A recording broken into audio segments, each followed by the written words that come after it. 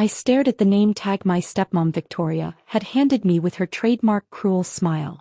Where everyone else's tags showed their names and relationship: David, beloved son; Emma, precious daughter; Victoria, devoted wife. Mine simply read, the disappointment. 10 years of this. 10 years since she'd married my father and systematically worked to erase every trace of my mother and me from his life. 10 years of watching her children get everything while I got nothing but contempt. Well, Victoria raised a perfectly manicured eyebrow. Aren't you going to put it on? It's your father's 60th birthday, dear. We must all be properly identified.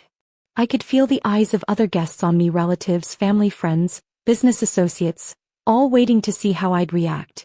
My step-siblings, David and Emma, smirked from their place near the expensive buffet. Victoria. My father's voice carried a weak note of protest. Perhaps that's a bit. Oh, Richard, everyone knows it's true, she laughed, that silvery sound that always preceded her cruelest moments. After all, what else do you call someone who rejected the family business to become a— What is it you do again, dear? I'm a software developer, I said quietly for the 100th time. Right, playing with computers while your father built an empire. She turned to the gathered guests. Richard offered her a position in management, and she turned it down to write little programs in her apartment. If that's not a disappointment, what is? What Victoria didn't know, what none of them knew, was that those little programs had built something far bigger than they could imagine. But tonight wasn't about my success. Tonight was about ending this chapter of my life. I pinned on the name tag. Perfect. Victoria clapped. Now shall we begin the toasts? David, you first. Tell everyone about the expansion plans for the company. My stepbrother stood, champagne glass in hand, and began detailing how he'd help our father grow his construction empire. I barely listened, thinking instead about the envelope in my purse and the emails scheduled to send at midnight. Emma went next, announcing her engagement to the son of Dad's biggest client. More strategic moves in Victoria's perfect plan. Then Victoria herself stood, glass raised. To my wonderful husband who gave me everything I dreamed of, including 2 amazing children who make him proud every day. He paused, eyes fixing on me. Well, most of his children anyway. Laughter rippled through the crowd. Dad shifted uncomfortably but said nothing. He never said anything. I thought about my mother who'd raised me alone after Dad's affair with Victoria tore our family apart. Mom who'd encouraged my love of computers, who'd supported my dreams until cancer took her 5 years ago. Who made me promise on her deathbed to never let them break me. The envelope in my purse felt heavier by the minute. Would anyone else like to toast? Victoria asked, her eyes challenging me. I stood slowly, my chair scraping against the marble floor of the luxury hotel's ballroom. The room fell silent. I would. Victoria's smile faltered slightly. In 10 years I'd never challenged her publicly. I raised my glass, looking directly at my father. To Richard Harrison, who taught me the most valuable lesson in life, that sometimes the biggest disappointments come from the people we trust most. Dad's face paled. He knew that tone. It was my mother's tone, the one she'd used the day she discovered his affair. I'd like to make a toast, I continued, my voice carrying clearly through the stunned silence, to the last time you'll ever see me. Now see here. Dad started to stand, but I wasn't finished. I reached for the envelope in my purse. And I've brought you a birthday present, Dad. Something to remember your disappointment by. I pulled out the envelope, pristine white against the dark mahogany table. Before I give you your present, let me tell you a story. 10 years ago, when I turned down your job offer, you asked me what I could possibly achieve with my computer games. Victoria snorted. And we all know how that turned out. Yes, I smiled, the kind of smile that would have warned them if they'd known me better. Let's talk about how that turned out. While David was expanding into 3 new cities, I was building a technology empire. While Emma was getting engaged to a client's son, I was acquiring companies. And while you, Victoria, were planning this perfect party, I was planning something too. I opened the envelope slowly, savoring the mounting tension. You see those little programs I wrote? They became Nexus Technologies. Does anyone here know Nexus? I looked around the room. Several guests gasped. Even Victoria's perfect mask cracked slightly. Nexus Technologies was a tech giant, known for buying struggling traditional businesses and transforming them into modern powerhouses. That's impossible, David stuttered. Nexus is worth billions. It's owned by some mysterious CEO who never appears in public. Alexandra Chin, I said quietly. That's my professional name. Mom's maiden name. The name that's about to become very important to this family. Dad's hands began to shake. What are you saying? I pulled out the papers from the envelope. Nexus has been buying shares in Harrison Construction for the past year. Small amounts through various subsidiaries. As of today, we own 51% of the company. The champagne glass fell from Victoria's hand, shattering on the marble floor. That's not possible, she whispered. Richard owns 60%. Correction, I placed the papers on the table. Richard owns 60%. But when David's expansion plans failed spectacularly last quarter, and he had to secretly sell shares to cover the losses, I turned to my stepbrother who had gone deathly pale. You really should read the names of shell companies before selling to them. David collapsed into his chair. He'd been hiding the failures from Dad, selling shares to maintain the illusion of success. You bought my company? Dad's voice cracked. My life's work. No, Dad. I bought the company you were willing to give to everyone except your daughter. The company you thought I wasn't good enough for. I straightened my name tag. The disappointment just became your boss.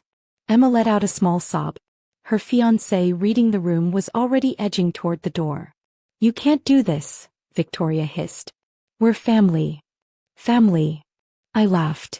Was it family when you forced me to watch Mom's funeral from the back row? When you told everyone she died of her own failures? When you made me wear this name tag?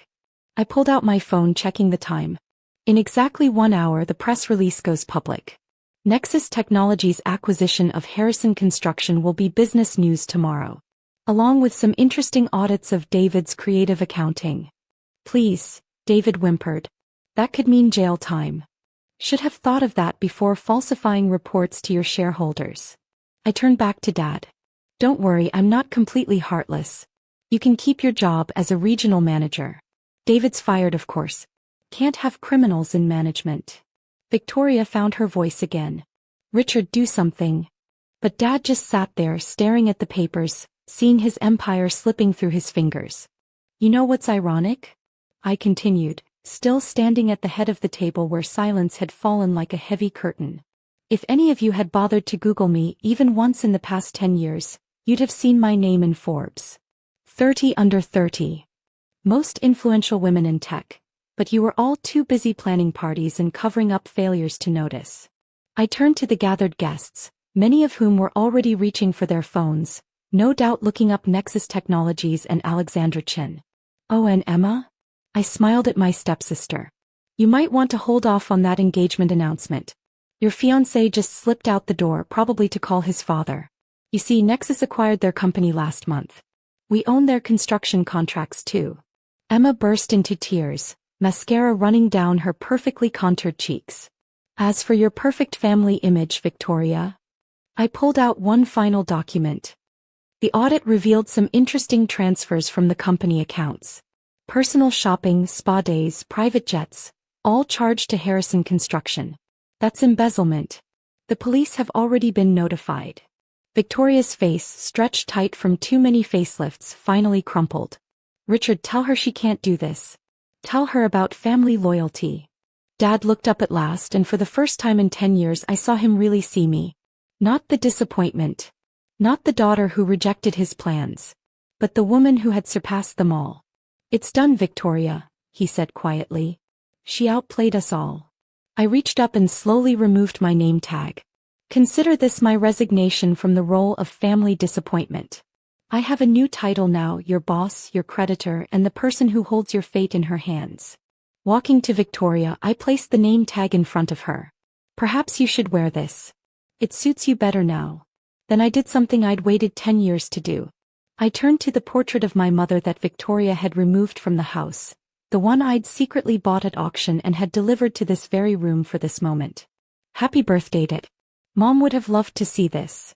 The portrait was carried in by hotel staff, a massive oil painting of my mother in her prime, before the cancer, before Victoria, when she was still the beloved wife of Richard Harrison. I'd arranged for it to be mounted right above the gift table. This stays in the company headquarters main lobby, I announced. A reminder of the woman who built this company with you, Dad. The woman whose daughter you called a disappointment. Victoria tried to stand, but my security, stepped forward. Mrs. Harrison, please remain seated. The police will be here shortly to discuss those financial irregularities. I gathered my things, preparing to leave this chapter of my life behind. But I had one final gift. Dad, I said softly, check your email tomorrow. There's a junior executive position waiting for you. Not because you deserve it, but because Mom would have wanted me to give you one last chance. Don't waste it. As I walked toward the door, I heard Victoria's desperate sobs, Emma's angry wails, and David's pleading with his lawyer on the phone. But it was Dad's voice that made me pause. I was wrong, he called out. You're not a disappointment. You're exactly like your mother, stronger than I ever knew. I didn't turn around. Goodbye, Dad. Try not to disappoint me in your new role.